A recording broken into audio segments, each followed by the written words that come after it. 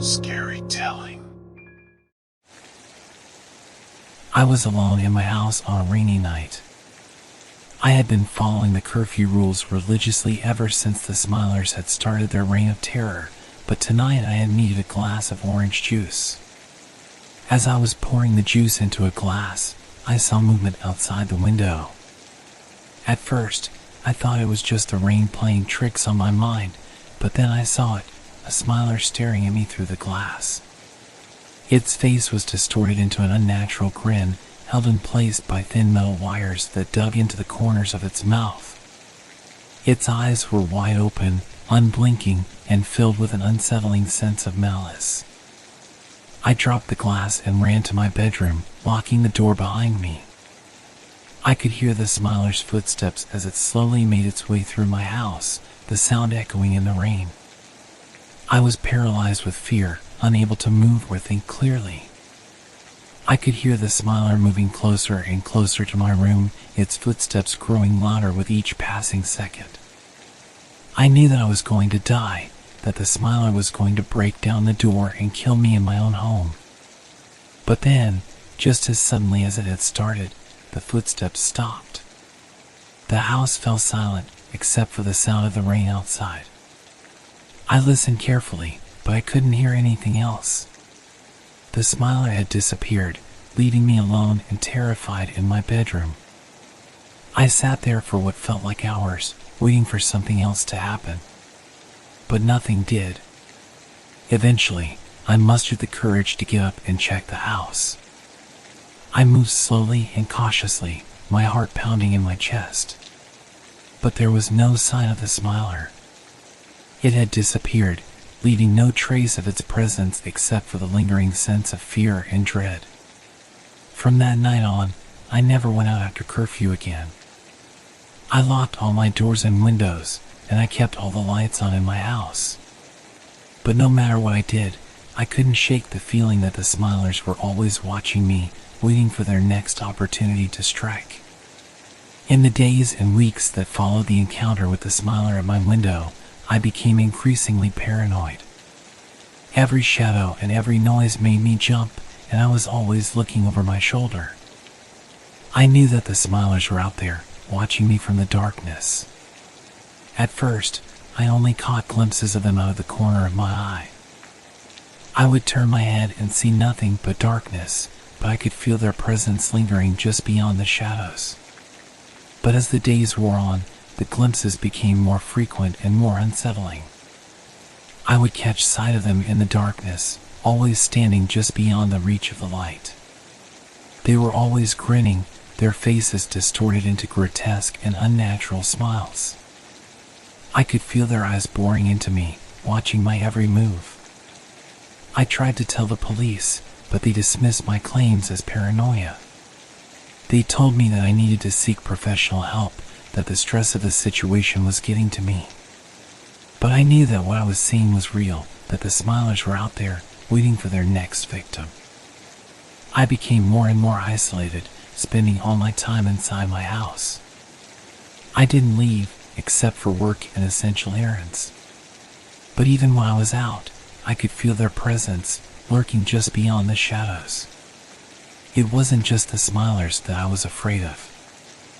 I was afraid of everything, of every noise and every movement. I couldn't sleep at night, knowing that they were out there, watching me. But as time went on, I began to realize that the Smilers weren't just watching me. They were watching everyone.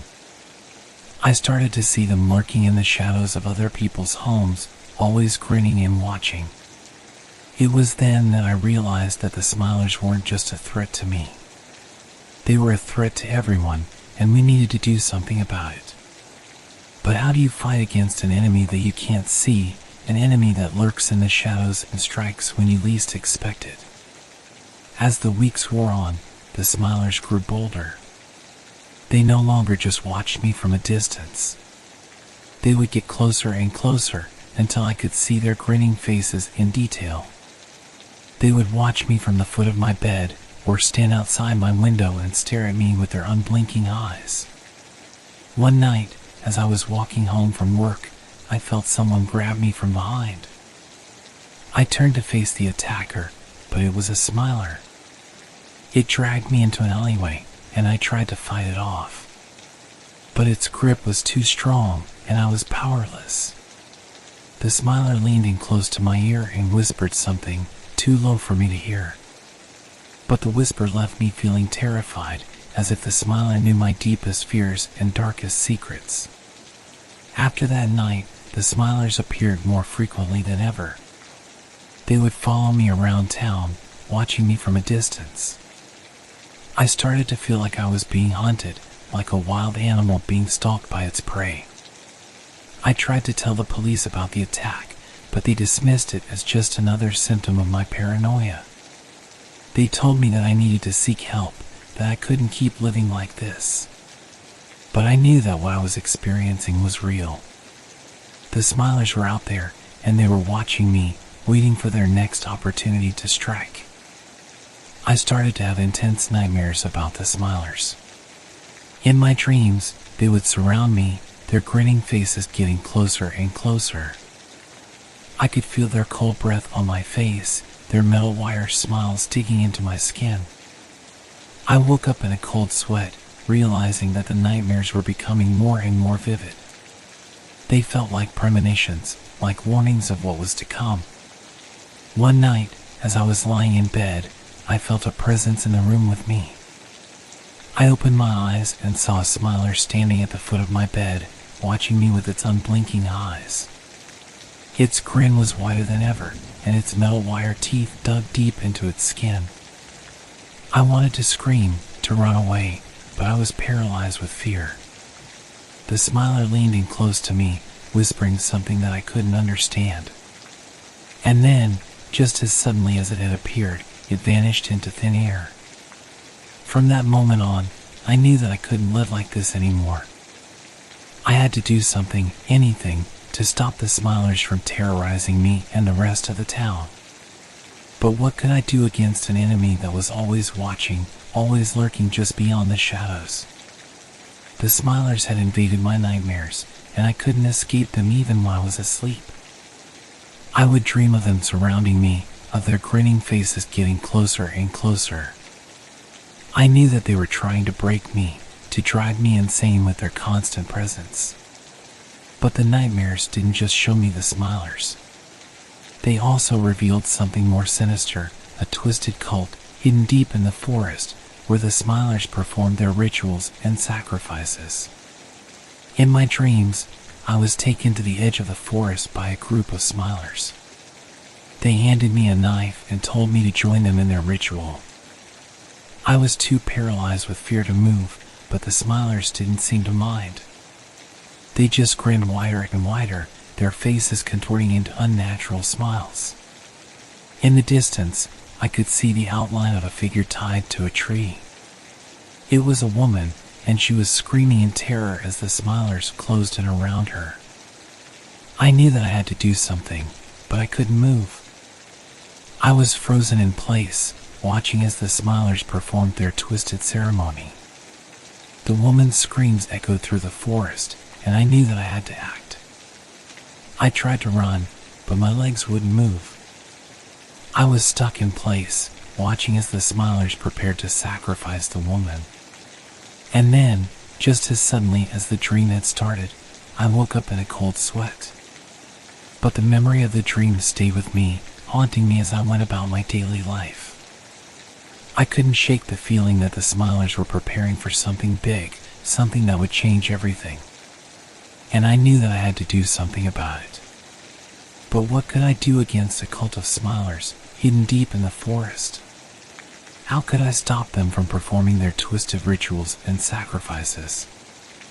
I was just one person, and I felt powerless against their overwhelming presence. But I knew that I had to try. I started to research the smilers, trying to find any information that could help me stop them. I spoke to other people in town, trying to gather as much information as possible. And then, one day, I had an idea. I would venture into the forest, to the heart of the smilers' cult, and try to stop them from performing their twisted rituals. It was a risky plan, and I knew that I could be putting myself in danger. But I had to try. I had to do something to stop the Smilers from terrorizing the town any longer. As I made my way through the forest, I could feel the Smilers watching me. They were lurking just beyond the shadows, their grinning faces illuminated by the moonlight. I knew that I was getting close to their lair, and my heart was pounding in my chest. The forest was silent, except for the sound of my footsteps on the wet leaves. I could hear my own breathing, ragged and uneven. I was terrified, but I knew that I had to keep going. I had to stop the Smilers, no matter what the cost. Finally, I reached the clearing where the Smilers performed their rituals. There were dozens of them, all gathered around a central figure tied to a tree. I recognized the woman from my nightmare, and my heart sank. The Smilers turned to face me, their grinning faces filling me with dread. I could feel their cold breath on my skin, their metal wire teeth glinting in the moonlight. I knew that I was outnumbered, but I refused to back down. I drew my knife, holding it tightly in my hand. The Smilers started to advance, their grinning faces getting closer and closer. But I stood my ground, refusing to be intimidated by their presence. And then, just as suddenly as it had started, the Smilers stopped. They backed away from me, their grinning faces twisting into expressions of fear and confusion. I realized then that the Smilers were just as scared as I was. They had been terrorizing the town out of fear, their twisted rituals a way of coping with their own anxieties and traumas. I approached the woman, carefully cutting her free from the tree. She was trembling with fear, but I reassured her that she was safe now. The Smilers watched us, their grinning faces slowly fading into expressions of regret and sorrow. I realized then that the Smilers weren't just monsters. They were human beings, driven to madness by their own fears and insecurities. And I knew that it was up to all of us, as a community, to help them heal and recover. The Smilers eventually disbanded, their reign of terror finally over. The town returned to a sense of normalcy, and I was hailed as a hero for my bravery. But I knew that it wasn't just me who had stopped the Smilers. It was all of us, working together to overcome our own fears and anxieties. The memory of the Smilers still haunts me, but I know that I am stronger now because of it. I know that I can face anything, as long as I have the support of those around me. And I hope that others can find the same strength and courage that I did to overcome their own fears and insecurities and to create a better, more compassionate world for all.